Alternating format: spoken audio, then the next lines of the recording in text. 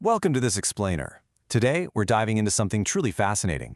We're going to explore the totally irony-driven, honestly bizarre history of how human behavior, social biases, and, well, a healthy dose of petty revenge actually shaped the physical architecture of the early telephone industry. It's a wild story where human flaws directly forced the invention of modern automation. Okay, let's kick things off with a bit of a provocative question to set the stage. What do cursing teenage boys, exceedingly polite young women, and one very angry Undertaker have in common? I mean, on the surface, absolutely nothing, right? But, as we'll see today, these three distinct groups form this incredibly interconnected human drama that literally built early telecommunications. Let's trace exactly how we went from absolute chaos to strict order and eventually to total automation. Act 1. The boy problem. So, when the very first manual switchboards were installed back around 1878, phone companies desperately needed operators to physically connect the lines. Naturally, they turned to the demographic that was already running the telegraph systems. That meant teenage boys and young men. But wow, that hiring decision turned out to be an absolute disaster. Just listen to this incredibly colorful quote from an AT&T chief engineer at the time describing his male workforce. He complained they were, quote, not old enough to be talked to like men, not young enough to be spanked like children, and here's the kicker, but a little lower than the wild Indian? Another operator later joked that listening to these boys made her think all the wild Indians hadn't even left Manhattan yet. Management was literally dealing with pure anarchy.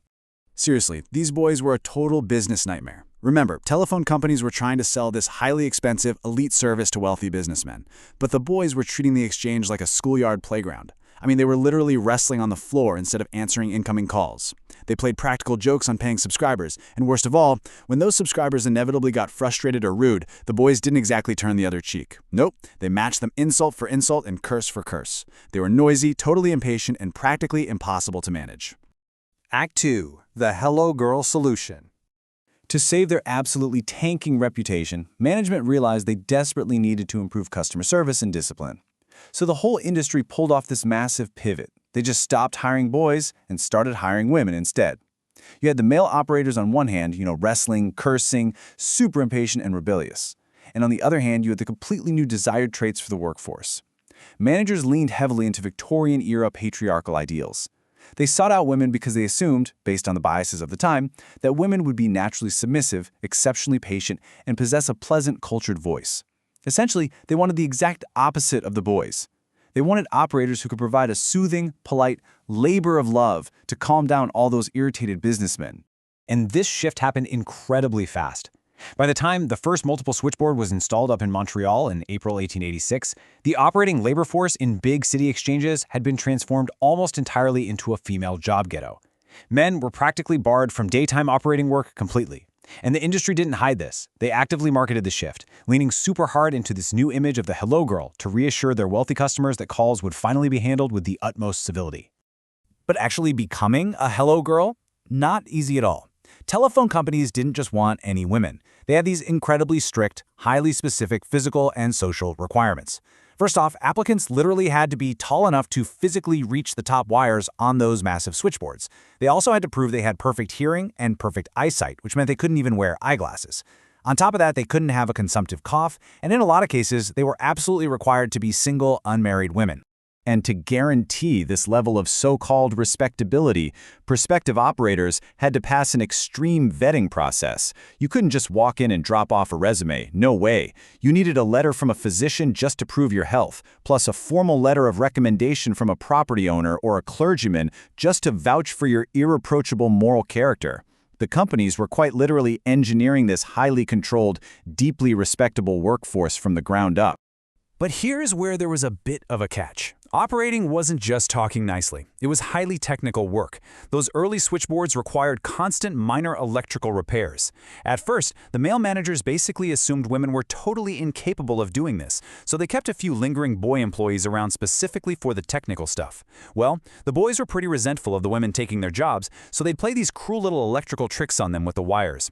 To solve that mess, the company just handed the female operators a small book on telephone troubles. And, total shocker to the chauvinist managers of the era, the women mastered it easily. They became completely self-reliant, fixing minor electrical issues themselves, proving they had both the feminine courtesy the company wanted and the masculine technical skills the job actually demanded. And this feminization of the switchboard actually had some profound historical ripples later on. When World War I broke out, General John J. Pershing quickly realized the military's communication networks were a total disaster. He specifically called for experienced female telephone operators. Over 450 bilingual women, fluent in both English and French, served heroically in France under the Signal Corps. They wore actual army uniforms and worked under extreme wartime conditions.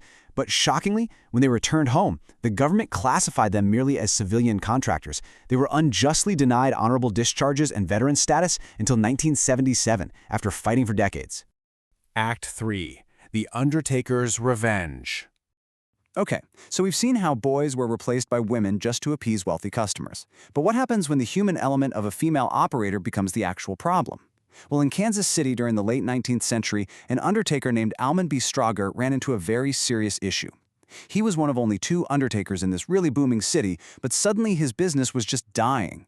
The irony here is thick. It turned out the wife of his only competitor happened to work at the local telephone exchange as an operator. So whenever a grieving family called in and asked for an undertaker, or even specifically asked for Strowger himself, this operator would secretly intercept the call and route all that lucrative business directly to her own husband. Naturally, Strowger complained, but the telephone company did absolutely nothing. Furious at this corrupt human operator, Strowger decided to just take matters into his own hands.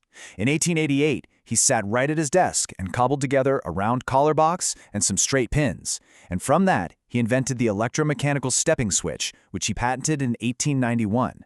The way it worked was by pushing buttons to send electrical pulses. A machine would step up and rotate to physically connect the line. Strowger literally invented the automatic telephone exchange for one sole purpose: pure revenge.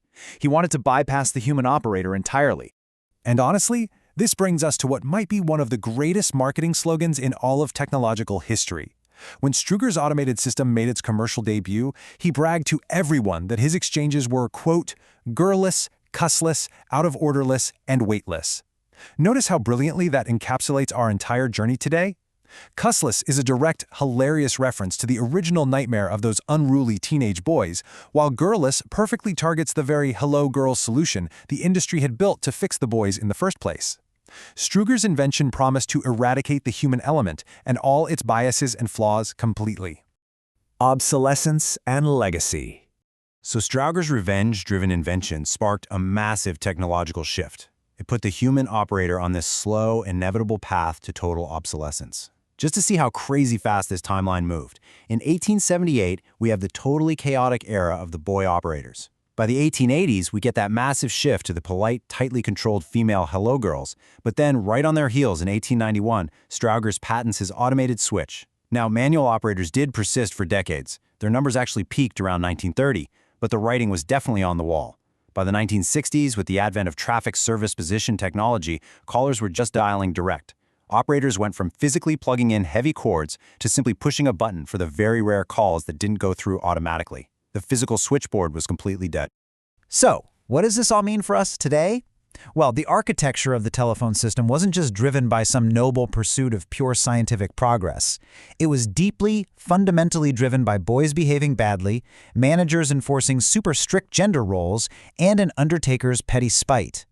It leaves us with a pretty provocative final thought. If an undertaker's anger at a biased operator gave us the automated telephone network, how are our own modern biases, spite, and human flaws secretly architecting the automated AI tools of tomorrow? It's definitely something to chew on the next time you interact with a machine. Thanks so much for joining me on this explainer, and I'll see you next time.